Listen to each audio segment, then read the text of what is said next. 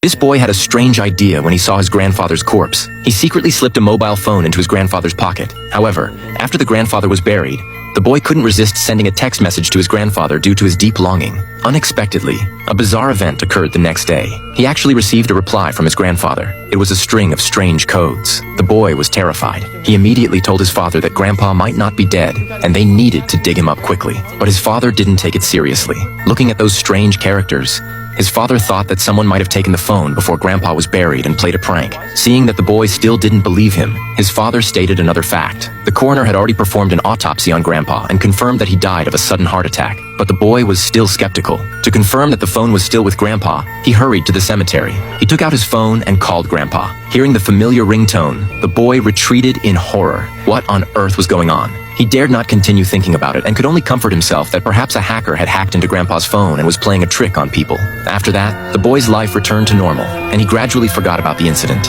Until this day, the bizarre event happened again. At the school dance, the boy danced with the campus belle, but who knew this would enrage the school bully? The bully grabbed him by the neck, took him outside, and beat him up without saying a word. Before leaving, the bully even twisted his limbs into a strange shape. Fortunately, the class teacher discovered him in time and saved him. The class teacher not only carefully helped him treat his wounds, but also expressed his willingness to testify and report the school bully for assault. However, the boy politely declined. After returning home, he didn't want to worry his father and could only pour out his grievances to his deceased grandfather over the phone. It turned out that the reason he didn't report the school bully was that he was afraid of more fierce retaliation. After all, as long as the school bully was still alive, he could continue to torture him.